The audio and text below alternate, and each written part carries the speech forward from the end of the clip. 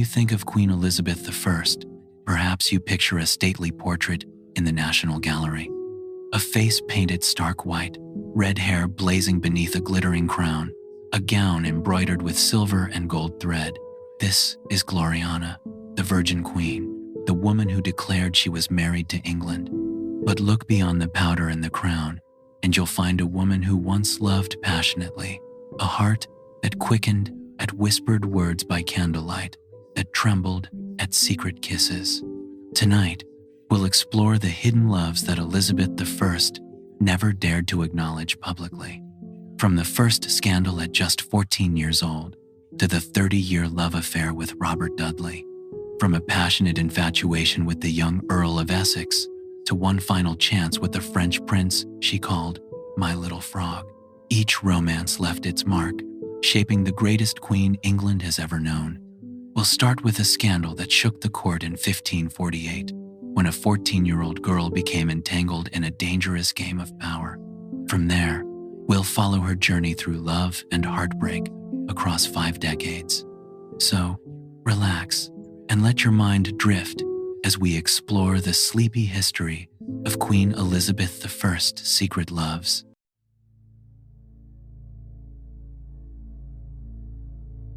In February 1547, Elizabeth Tudor's life turned upside down. Her father, King Henry VIII, had just died. Her brother Edward, only 9 years old, became king.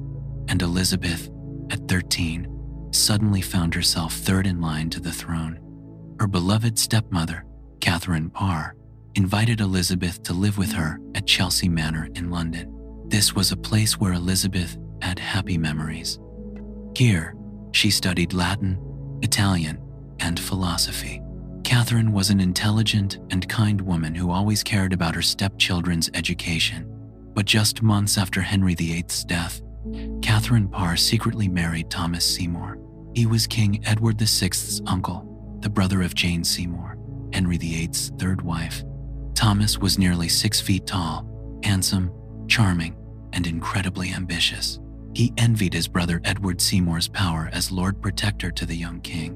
Imagine Chelsea Manor in the spring of 1547, gardens blooming along the River Thames, morning sunlight streaming through stained glass windows. And in this house, a 14-year-old girl was about to face her first lesson in the danger of love.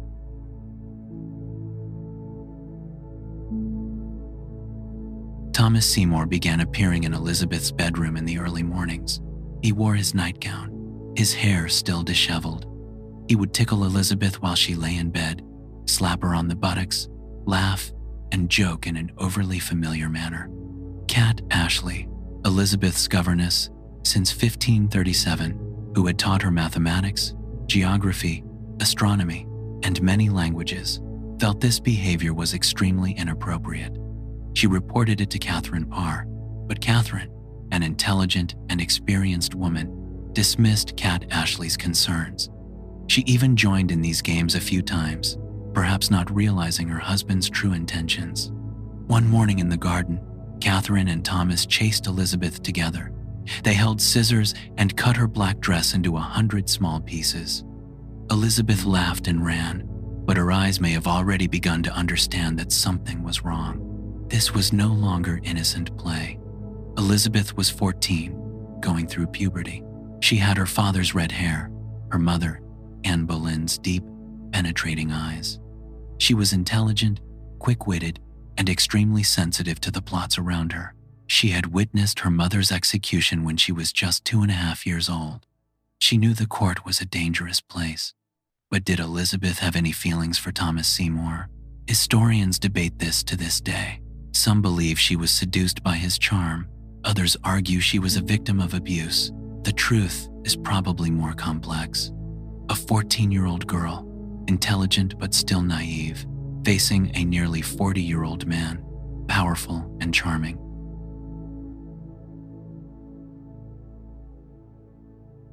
In the spring of 1548, things went too far.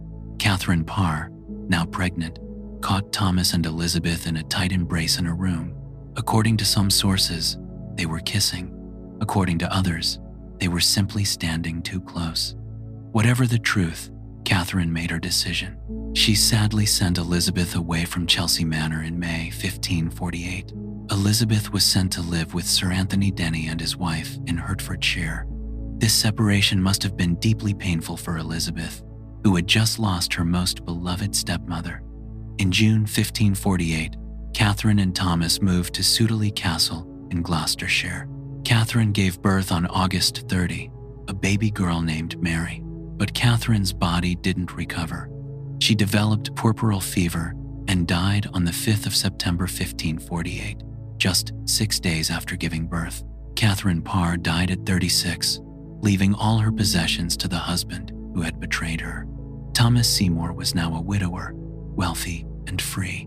He immediately returned to his old plot, marrying Elizabeth, now just 15, to increase his political power. He wanted to control King Edward VI and become the real power in England. But Thomas Seymour was too hasty and careless. On the night of the 16th of January 1549, he tried to break into King Edward VI's private chambers at Hampton Court Palace. He carried a loaded pistol. When the king's pet spaniel barked, Thomas shot and killed the dog immediately. This action was interpreted in the darkest light, a plot to kidnap or even assassinate the young king. Thomas was arrested immediately and imprisoned in the Tower of London. Suspicion also turned to Elizabeth. Was the princess involved in this plot? On the 18th of January 1549, the Privy Council sent people to interrogate everyone connected to Thomas Seymour, including Elizabeth. Sir Robert Tyrwhitt was sent to Hatfield, where Elizabeth was living, to question her. Cad Ashley and Thomas Parry, Elizabeth's financial manager, were taken to London for interrogation. Imagine Elizabeth at Hatfield, a 15-year-old girl, sitting across from Sir Robert Tyrwhitt. He was an older man, stern, trained to break testimony. He interrogated her for weeks.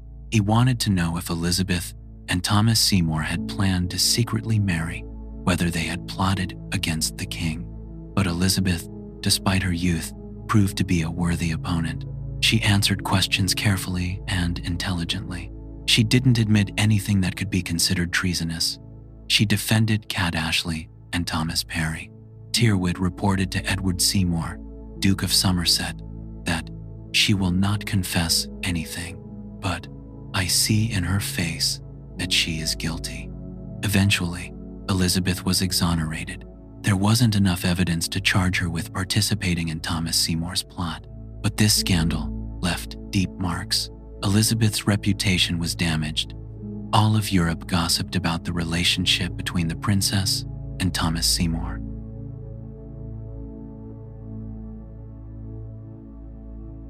On the 20th of March 1549, Thomas Seymour was executed for treason.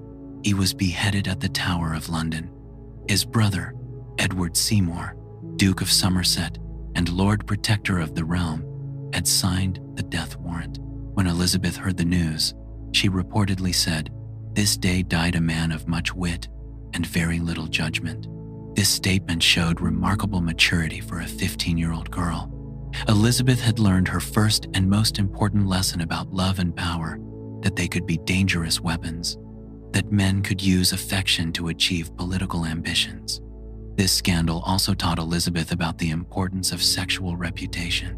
In a world where a woman's chastity determined her value, such a scandal could have destroyed her chances of inheriting the throne. From then on, Elizabeth would be extremely careful about her public image. Some historians even suggest the Seymour scandal is why Elizabeth never married. She had seen too clearly that marriage brought danger to women.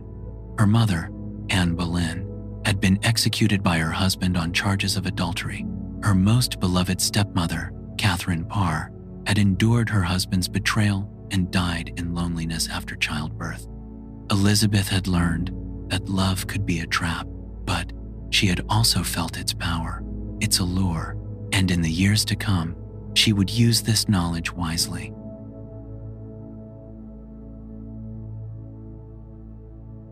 In November 1558, Elizabeth Tudor became Queen of England at 25.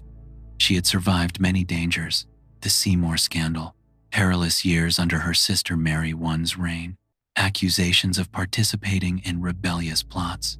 Now, she stood at the pinnacle of power, and one of the first people to appear by her side was Robert Dudley. He rode to meet the new queen, literally on a white horse, like a knight in a fairy tale. Elizabeth immediately appointed him master of the horse, the person responsible for the court's horses and travel, a prestigious position requiring constant proximity to the queen. Robert Dudley and Elizabeth had known each other since childhood. They were both born in 1533. They had studied with the same teachers. Both came from powerful but risky families. Robert's father, John Dudley, Duke of Northumberland, had been executed for plotting to put Lady Jane Grey on the throne in 1553. Robert had also been sentenced to death but was pardoned. Elizabeth and Robert shared the same pain. Both had faced death. Both knew the feeling of loss and fear. This created a deep bond between them, an understanding that no one else could match. Robert Dudley was nearly 6 feet tall, with an athletic build and a handsome face, with dark hair and deep eyes. He was called the Gypsy by contemporaries because of his dark, seductive appearance. He was intelligent, witty, courteous, and knew how to make a woman happy.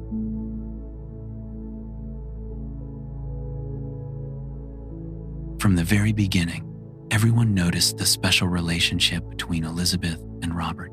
They rode horses together every day. They danced until midnight. They whispered to each other in hidden corners of the palace.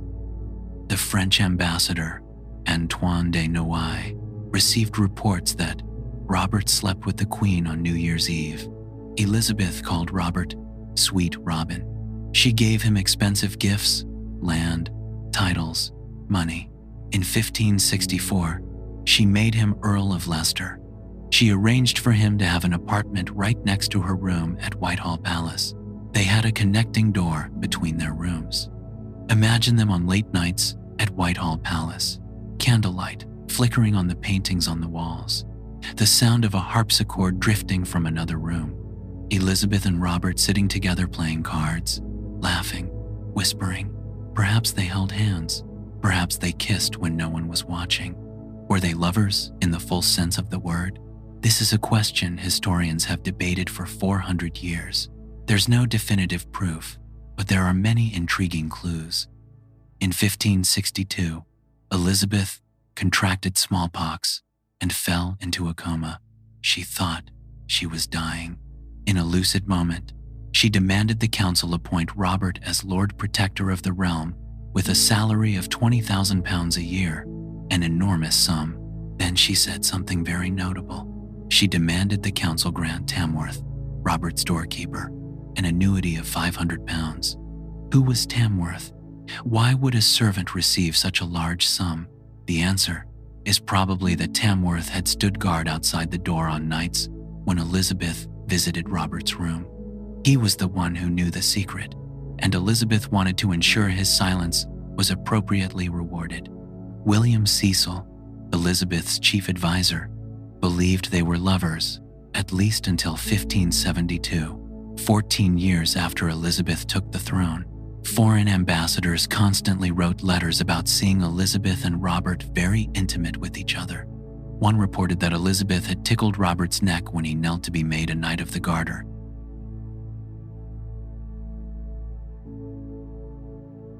But this love affair had one major problem. Robert Dudley was already married. He had married Amy Robsart, the daughter of a Norfolk squire, in 1550 when they were both very young. Robert was 17, Amy 18. It was a love match, not for politics or money. But when Robert became Elizabeth's favorite, Amy disappeared from court. She never appeared in London. There were rumors that she was seriously ill, that she had a malady in her breast, possibly breast cancer. People whispered that Elizabeth was waiting for Amy to die so she could marry Robert. On the 8th of September 1560, Amy Robsart was found dead at the foot of the stairs at Cumnor Place in Oxfordshire. Her neck was broken. She was only 28 years old. This death shocked all of England and Europe. Was it an accident, suicide, or murder? If murder, who did it? Robert Dudley, Elizabeth, William Cecil, who wanted to prevent a marriage between Elizabeth and Robert? Most modern historians believe Amy probably committed suicide or died in an accident due to brittle bones from breast cancer. But at the time, a cloud of suspicion hung over Robert Dudley. He was investigated. He was severely criticized by public opinion, and this meant Elizabeth could never marry him without ruining her reputation. However, their love continued. In 1575, Robert organized a magnificent festival at Kenilworth Castle to honor Elizabeth. She stayed there for 18 days. Every extravagance Robert could think of was staged: spectacular theatrical performances, lavish feasts, brilliant fireworks. This was probably the last time Robert truly tried to persuade Elizabeth to marry him. But once again, Elizabeth said no. She had learned from the Seymour scandal that marriage was dangerous for a queen. A husband might try to control her, take away her power. Moreover, childbirth could kill her. Many women at that time died in childbirth, and Elizabeth had witnessed her mother being executed by her father. She knew that love could turn to hatred.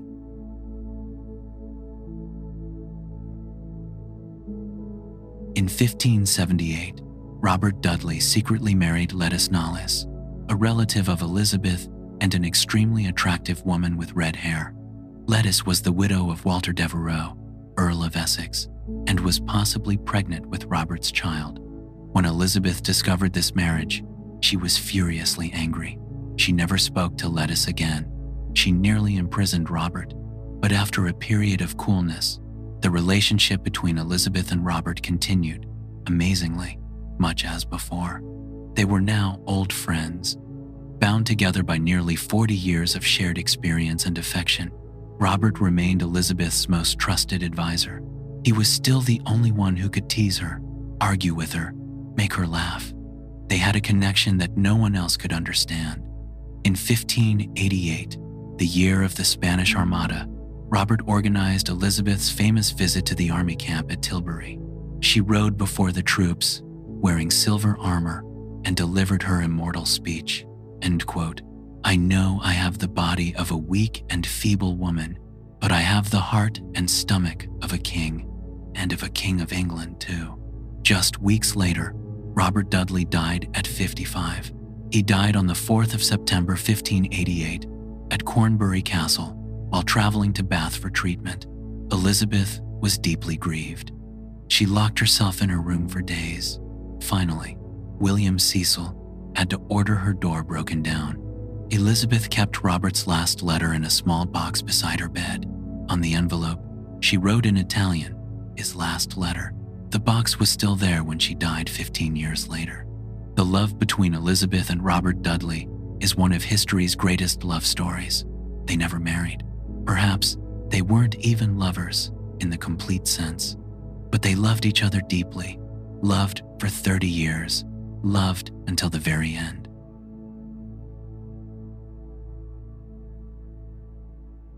After Robert Dudley's death in 1588, Elizabeth was grieving and lonely. She was 55 years old. Her closest friends, Dudley, Francis Walsingham, Christopher Hatton, had died one by one. She felt increasingly isolated. But then one day, a 21-year-old young man appeared at court. His name was Robert Devereux, the second Earl of Essex. He was Robert Dudley's stepson. His mother was Lettice Knollys, the woman Elizabeth had been jealous of. He was also Elizabeth's distant relative through Anne Boleyn's lineage. Robert Devereux was tall and striking with auburn hair and dark eyes. He was intelligent, witty, charming, and brave. He resembled Robert Dudley in many ways: handsome appearance, confidence, ability to charm, but he also had something Dudley didn't: impetuousness, arrogance, and lack of self-control. Elizabeth seemed immediately captivated. His youth enlivened her and gave her new energy. At court entertainments, he always sat close to Elizabeth. She often whispered to him or touched him affectionately. Despite the 33-year age gap, members of the royal court began to speculate about the nature of their relationship.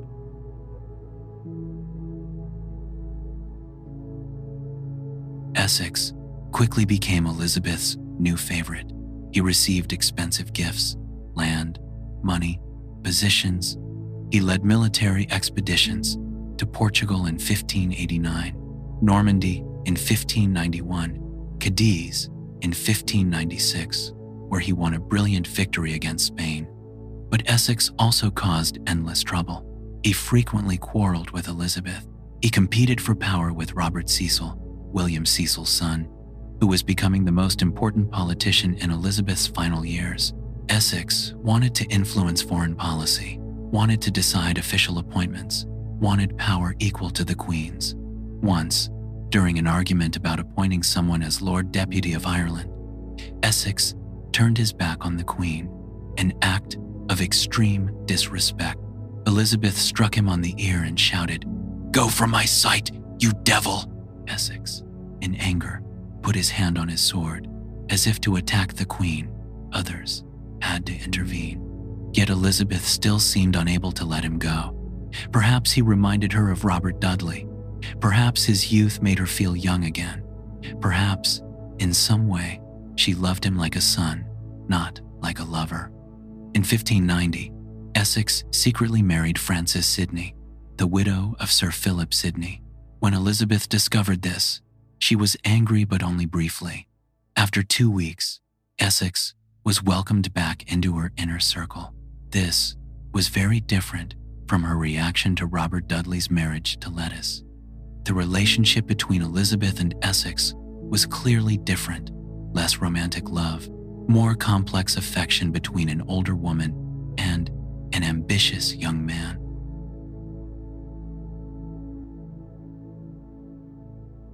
In 1599, the problem in Ireland grew increasingly serious. Hugh O'Neill, Earl of Tyrone, was leading an uprising against English rule. Elizabeth decided to send Essex with an army of 17,000 men to suppress the rebellion, but Essex failed miserably. Instead of following orders to destroy Tyrone, he had a secret meeting with Tyrone and agreed to a truce in Elizabeth's name without her permission. Then he abandoned his post and rushed back to London to explain his decision to the Queen. On the morning of the 28th of September, 1599, Essex rode into Nonsuch Palace. He burst into Elizabeth's bedchamber at 10 o'clock in the morning, when she hadn't yet dressed. This was the first time anyone had seen Elizabeth without her white makeup, without her wig, without her magnificent gown. All the things that allowed her to maintain the mask of youth. Elizabeth, now 66 years old, faced Essex as an old woman without makeup. This was perhaps the most painful moment of her life, but she kept her composure and greeted Essex kindly. However, subsequent meetings that day grew increasingly cold. Finally, Essex was dismissed and placed under house arrest. Elizabeth never saw him again. In the following months, Essex was stripped of most of his positions and his income, including the tax on sweet wines that Elizabeth had granted him. He fell into both political and financial ruin. On the 8th of February 1601, in desperation, Essex and about 200 to 300 of his followers tried to rally the people of London to revolt. The poorly planned plot failed. Essex surrendered the same day. He was tried on charges of treason.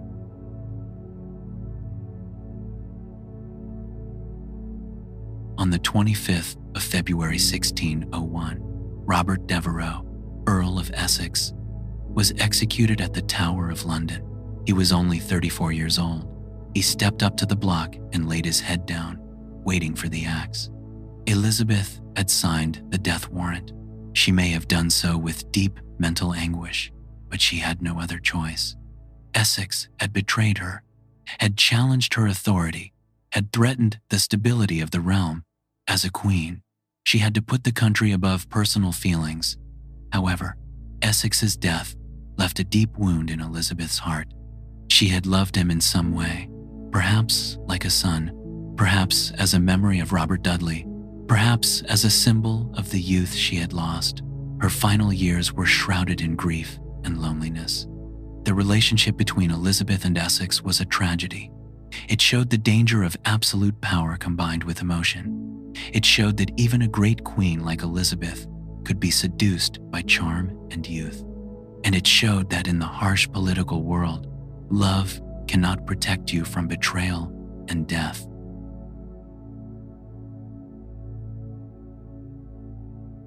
In the late 1572s, Elizabeth faced a crisis. She was 45 years old, unmarried, with no heir. Robert Dudley had just married Lettice Knollys, betraying her once again. Spain, the powerful Catholic nation, was threatening England. She needed an ally, a friend, and perhaps one last chance at personal happiness. In 1578, negotiations began for a marriage between Elizabeth and Francois, Duke of Anjou, brother of King Henri III of France. Francois was born in 1555, 22 years younger than Elizabeth. He was scarred by smallpox at age 8, and his pitted face and slightly deformed spine didn't suit the name Hercules he was given at birth. He changed his name to Francois to honor his late brother. But despite his imperfect appearance, Francois had something that captivated Elizabeth.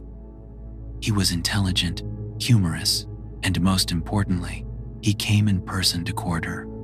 Of all Elizabeth's many suitors, Philip II of Spain, Archduke Charles of Austria, Henri, Duke of Anjou, Francois's brother, only Francois actually came to England to meet her directly. In August 1579, Francois came to England for the first time. He and Elizabeth met and seemed to connect immediately. Elizabeth called him Mon Grenouille, my little frog, perhaps a play on his name or an affectionate nickname.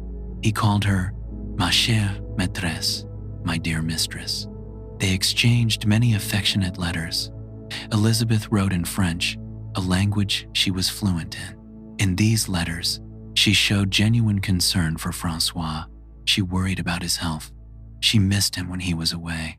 She sent him gifts, a ring with her portrait, letters sealed with red wax. Francois also wrote passionate letters to Elizabeth. He said he loved her, that he couldn't live without her. He promised to be a good husband, to respect her power, to live for her. In November 1581, Francois returned to England. This time, he stayed for 2 months. He and Elizabeth spent much time together. They walked in the park, they danced, they sat by the fire and talked until late at night. There was a remarkable moment that occurred on the 22nd of November 1581. Elizabeth and Francois were in her drawing room at Whitehall Palace. The French ambassador and a few others were present. Suddenly, Elizabeth kissed Francois on the lips and gave him a ring. She said aloud, "You shall be my husband." This seemed like a public commitment, but did Elizabeth really want to marry? Or was she just performing a public act to satisfy the French while secretly planning to withdraw? The proposed marriage between Elizabeth and Francois met with fierce opposition from the English people. Francois was Catholic, and England's Protestant people feared this marriage would bring Catholic influence back. There were demonstrations in the streets of London. Pamphlets were printed and distributed, warning of the dangers of this marriage. Elizabeth's council was also deeply divided. Francis Walsingham, her chief of intelligence, strongly opposed the marriage. He warned it could lead to religious riots in England, like the Street Bartholomew's Day massacre in France in 1572. William Cecil, now Lord Burghley, was also skeptical. Only Robert Dudley, oddly enough, seemed to support the marriage. Perhaps he thought if Elizabeth married Francois, he wouldn't have to endure the pain of seeing her with someone else. Or perhaps he genuinely wanted her to be happy, even if it meant she married another man. Elizabeth also faced the harsh reality of age. She was 48 in 1581, past the safe childbearing age by the standards of the time. The risk of dying in childbirth was very high. And if she couldn't bear children, what was the benefit of marrying? Moreover, Elizabeth had spent her entire life maintaining her independent power. A husband, no matter what he promised, would expect to have influence over how she ruled. Elizabeth had witnessed how her father treated his wives. She knew that marriage brought dependence for women. In February 1582, Elizabeth finally made her decision. She couldn't marry Francois. The pressure from the people and the council was too great. The health and political risks were too high. And perhaps, in her heart, she knew she could never truly surrender her power to any man. Francois left England in February 1582. It was a sad day. Elizabeth accompanied him to the docks at Canterbury. They parted under the weak winter sun. Elizabeth cried, or at least pretended to cry. Francois also shed tears, or at least seemed deeply moved. After Francois left, Elizabeth wrote a poem titled On Monsieur's Departure. This poem reveals her deep emotions. I grieve and dare not show my discontent. I love and yet am forced to seem to hate. I do, yet dare not say I ever meant. I seem stark mute, but inwardly do prate. I am and not. I freeze and yet am burned, since from myself another self I turned. This was the most anguished poem Elizabeth ever wrote. It expresses the conflict between public duty and private desire, between the role of queen and that of a woman. Elizabeth had chosen power over love, duty over happiness, and this poem shows the price she paid. Francois never recovered from this rejection. He continued to participate in the wars in the Netherlands, but without success.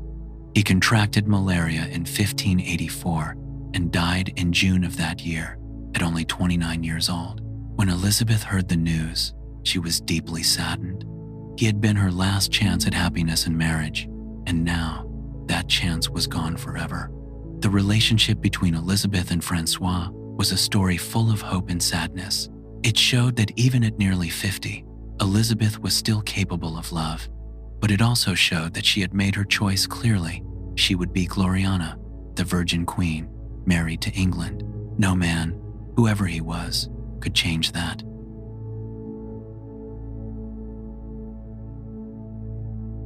So we've traveled through Elizabeth I's journey of love, from the scandal with Thomas Seymour at 14, through a lifetime of love with Robert Dudley, through the complex relationship with Robert Devereux, to the last chance with Francois, Duke of Anjou. Each love taught Elizabeth a lesson. Thomas Seymour taught her about the danger of ambitious men. Robert Dudley taught her that love could exist even when marriage was impossible.